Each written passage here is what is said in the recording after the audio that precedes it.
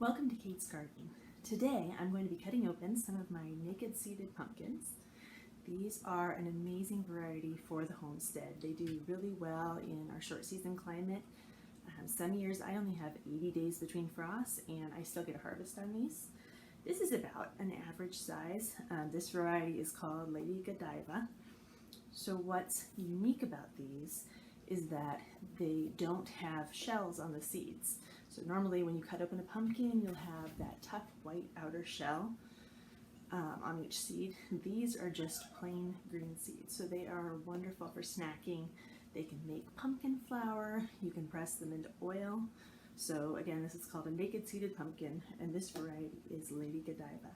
So I'm going to cut some of these open and show you what the inside looks like.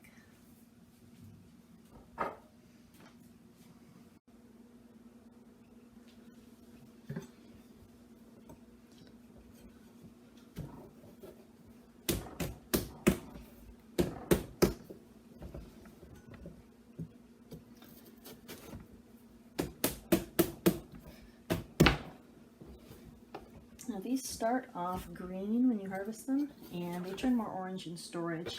So this is February, so these have been in storage since October, about October 1st. And I actually prefer to use these up before now. I've had a few that are starting to get bad spots, but most of them are still good at this point. But when they're older, they are a little harder to crack into. Alright, so I have this one open, and you can see these green seeds that don't have holes on them. So we like to use the seeds for the house. I save these for snacking. And then the meat of the Lady Godiva is really more like a spaghetti squash. My family does not like spaghetti squash. If you do, you can cook this just like spaghetti squash, but we actually use the meat of these to feed our livestock. So today I'm going to be taking the seeds out of a bunch of these, and the rest of them is going to go to the animals.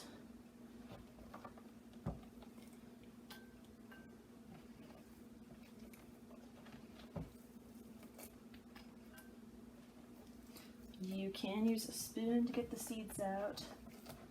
I don't know if it's really any faster. It's probably pretty similar using your hands.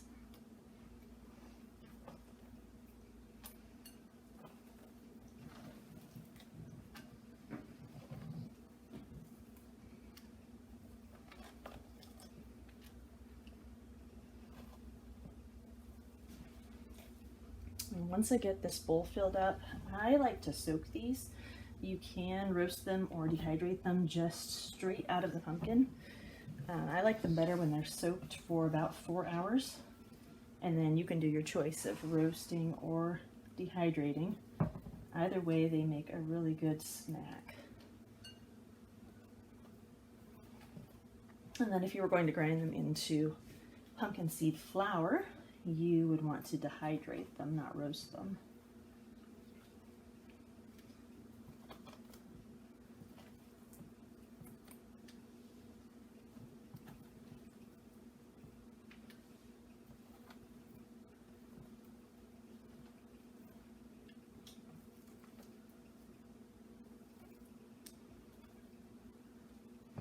So here's the seeds from half of this. These are actually a bit bigger than the store-bought green pumpkin seeds that you typically buy.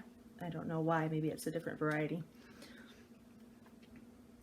But these are probably, half to 3/4 of an inch long.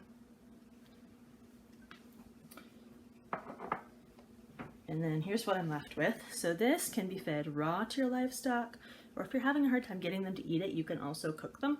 I sometimes do that if I have a lot of them to feed.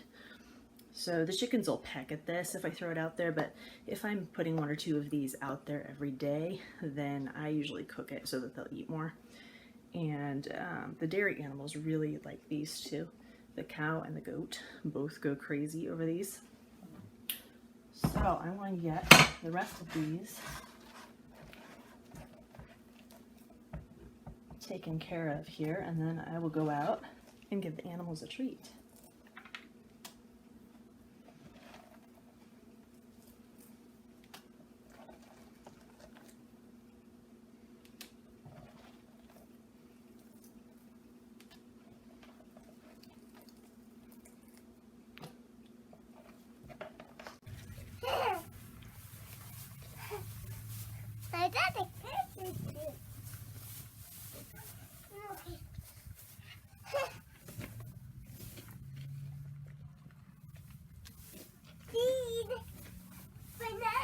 Are you hanging out with the goat? No.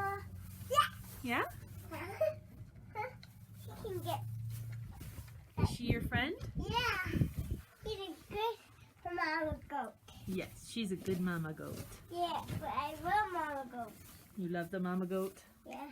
Is that where your goat milk comes from? Yeah. She's a but Yeah, she loves squash, huh? yeah, but I love that. That's how you eat. Let's go see how the other animals are doing with their squash. Yeah.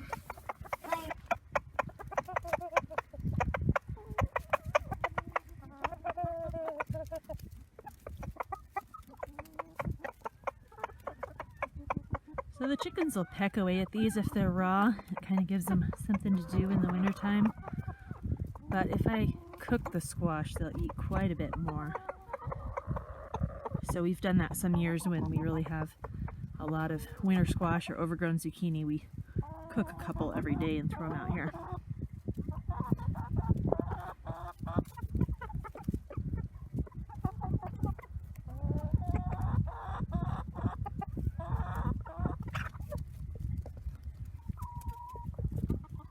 So I filled up my bowl of seeds, and those are soaking in the kitchen. I'll probably leave them for about 4 hours, and then tonight I'll just put them on my cast iron sheet pan on top of the wood stove. And I usually use some cast iron trivets when I do that so they don't burn. It gets them up off the surface of the wood stove a little bit so they'll roast a little slower. And by morning they should be ready for snacking.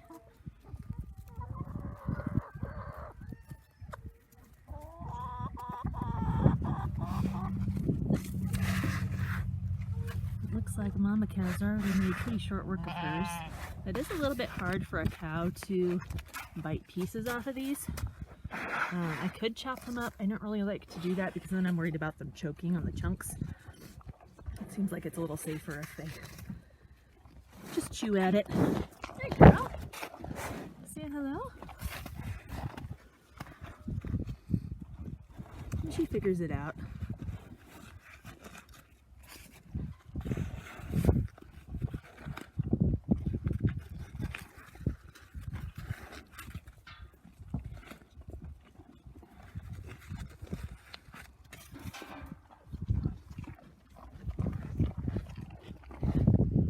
Thank you all for watching. I will see you next time on Kate's Garden.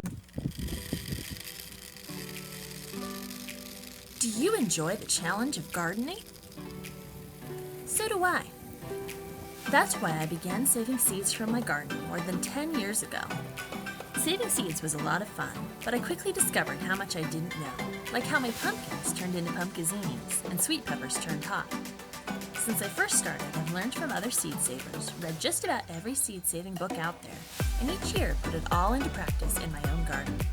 I've combined everything I've learned into an easy online course that simplifies seed saving for beginners. With Simple Seed Saving, you can begin successfully saving seeds from your garden today. Simple Seed Saving gives you all the info you need to prevent unwanted crossing, save pure seeds from all of your plants to grow next year. The course includes handy reference charts, printable seed packets, and access to a private Facebook group where you can ask questions anytime.